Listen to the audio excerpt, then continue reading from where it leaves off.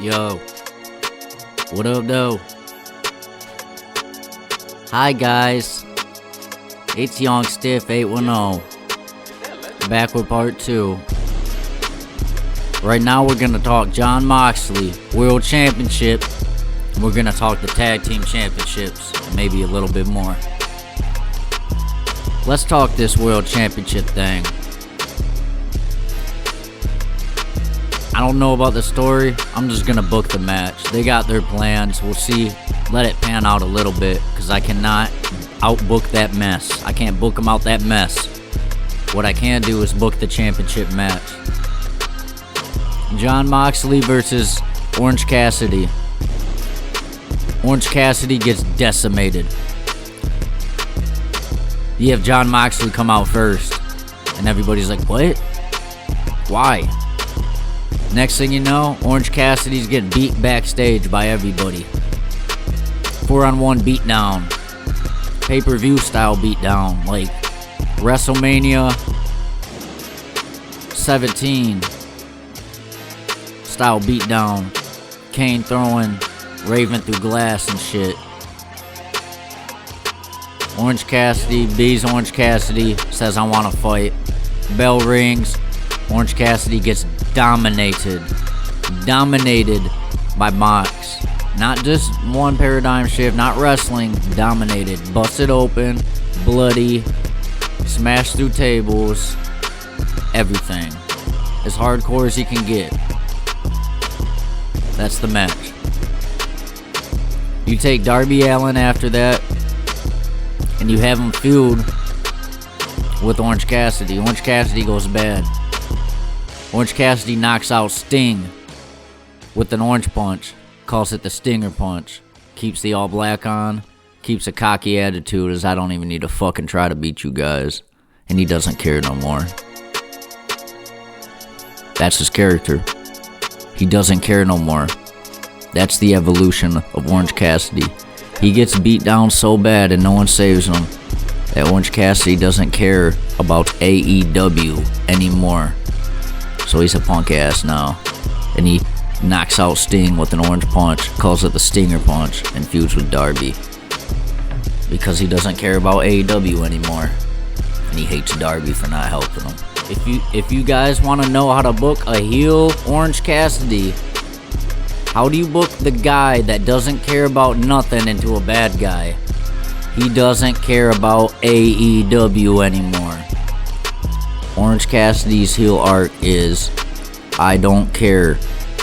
That's his face arc, right? His heel arc is I don't care about AEW anymore. Change, I don't know if I said Darby, but change Orange Cassidy into that. Rock the all black. Knock out Sting, rock the Stinger punch, feud with Darby. Alright, here we go. We got the Tag Team Championships. Private Party won them. Cool. They're losing them to the House of Black. Give them to the House of Black. Build up House of Black. Private Party proved they could be champs. So let them keep winning matches after and build them as a strong team after to come back and win them titles back. They proved they could hold the Tag Team Championships. Sometimes you don't need to win them. Sometimes you just need to prove that you could win them, to prove that you're a worthy tag team. I'll use an example in WWE. Otis and his partner, Tucker, they went for a tag team title match and a triple threat tag team title match is the last time they were together. I said, if these guys don't win the titles tonight, you gotta pull the trigger to prove they're a good tag team. Sometimes you just gotta win the belt to prove you can win the belt. Because you can't have a tag team around for 5 years without winning the belt at least once. Then they're a shit tag team. I'll give you an example again in WWE.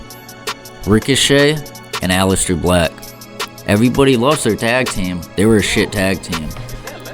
In a span of 1 week, Ricochet and Aleister Black teamed up together and they fought for the titles, right? They fought for the Raw titles and they lost. So their tag team's not good enough to win the Raw tag team titles. They fought against the SmackDown Tag Team Championship and lost. Their team is not good enough to hold the SmackDown titles.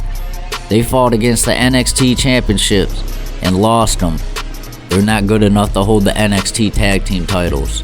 Tell me, how does that make them a good tag team? They failed at all their goals. The goal of a tag team is to be tag team champs.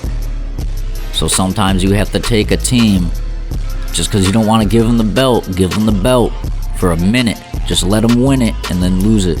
Because you got to prove to the people that this is a team that is worthy of winning, that can win the belts. So they have the believability in them. You know what success is defined by in this industry for tag teams? Winning the belts.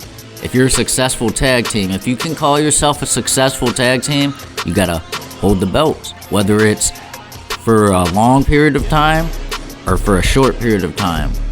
To be a successful tag team, to call yourself a success in this industry, you have to hold the belts. Not every team. I'm talking long term. If you're trying to push a tag team long term and serious and want people to believe in them, they have to win the belts nowadays. Alright, let's move on to this mid-card, man. This is what I think should happen right now. Christian should just tear up the mid-card, since he's waiting for his opportunity at the World Heavyweight Championship. Don't have him feud with anybody world title, and have him just beat the shit out of all the mid-card. Christian fights mid-carders every time and wins, whether it's Danny Garcia down to a hologram. That's what you do with the mid-card. You make Christian the top mid-card heel right now as he waits to get his spot for the world title. Don't have him feud with anybody world championship caliber. He could wrestle, maybe in a tag match or something, but no feuding. And have Christian be the main bad guy for the mid-card. And have him feud with all the mid-carders and kick their asses with his group and run the mid-card. And just treat him like a redheaded stepchild because he they daddy. And then you build up the mid-card with that. Build up the good guys. Have the good guys feud with Christian, every mid-carder. So Christian can mop up Action Andretti, give Hologram his first loss. That's how you start it.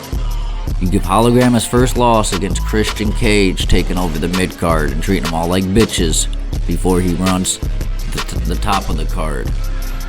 And you have Action Andretti, Hologram, Leo Rush, just mid-carders, smaller to low-tier mid-carders, get their asses whooped by Christian and their group, and then they could team up and do trios matches and stuff against Luchasaurus and all that. And then you could build Luchasaurus up as a beast, because he could squash them like Christian, because they're mid-carders. So Luchasaurus can squash people just as good as Christian. Have Luchasaurus mop these people up with Christian.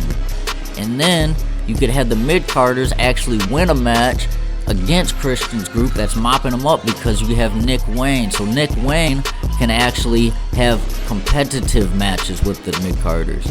You have Christian and you have Luchasaurus mop these people up. Luchasaurus go Kane on them, and you have Christian do Christian stuff on them and just beat them easily. Then you have Nick Wayne. He could still win. Nick Wayne's still gonna beat these guys too. You're not gonna make Nick Wayne look like a bitch, because Nick Wayne's gonna cheat. But these are gonna be competitive matches with Nick Wayne, where they're competitive and not short and not entertainment matches. And I'm telling you, Christian and Luchasaurus has to put on entertainment matches against these mid-carders to mop them up entertainingly, because they're playing characters on a higher level. Sorry, dude, Goku is not getting mopped up by Krillin. Goku's mopping Krillin up. These guys are Krillin, and the other guys are Goku tier, power levels. Make power levels. And then show that since Nick Wayne's a mid-carder and smaller too, these other mid-carders, Hologram, Action Andretti and all that, they can fucking fight with Nick Wayne and actually beat his ass and almost beat him, but you have, Nick Wayne wins every time. And then the first win can be Hologram beating Nick Wayne. And then boom, ooh, Hologram got a win over him. Oh my gosh, Hologram beat Nick Wayne. Hologram finally beat somebody. Ooh. And then Tony can get Hologram moreover, because he could be the first guy to pin one of Christian's group.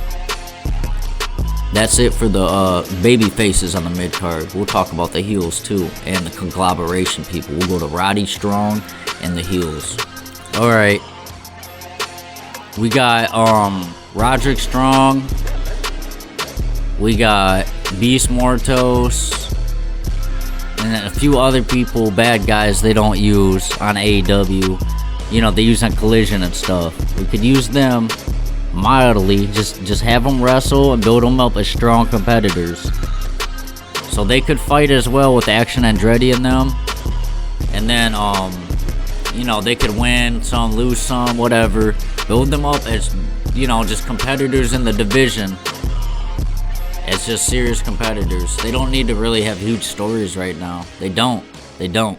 Just let them wrestle good matches. That's it. And I don't mean in a bad way. Just build it up, though, as like you're building up a division.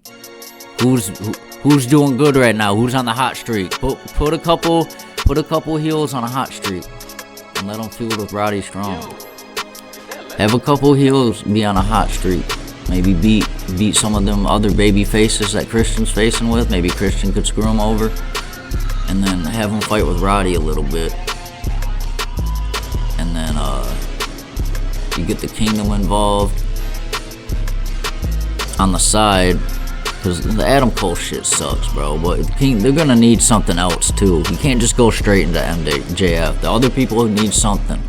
So you have the Kingdom and Roddy feuding with, you know, there could be two heels that are strong, built up to fight with Roddy. Because Roddy's pretty strong in that division. Roddy can be looked at as the bar of the mid-card division for the good guys. Like, hey, you want to prove you're good, you're top tier in the mid-card? Fight Roddy Strong. You know what I mean? Danny Garcia needs to get involved with this MJF and Adam Cole stuff as soon as possible, because it sounds stupid, but it's so boring, man. It's so boring with MJF and Adam Cole. So Danny Garcia needs to get involved. And the easiest way to put Danny Garcia in is have him attack MJF, and Adam Cole's fucking pissed. Because Adam Cole's like, get the fuck out of my way. Like, you just a fucking young punk, bro. Get the fuck out of my way. You'll have your chance. Boom. Now they're all three feuding with each other. They can all three just beat each other's asses. And that's the feud. And I got one more thing for this.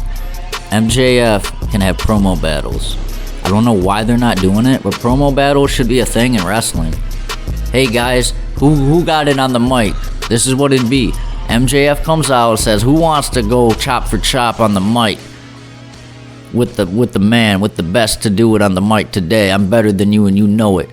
Boom, right there. There's a good 10 to 15 to 5 to 7 to 8 to 2 to 3 to 4 minute segment every week. And you could hype it up. Who's going to promo battle MJF next? MJF doesn't have to wrestle. MJF literally stands in the ring and goes promo battles with people and see if they could top him on the mic, and they go bat for real, and it's fun for the fans. Guys, promo battles should be a thing in wrestling. Like, who can talk shit the best on the mic? That's what we want to see.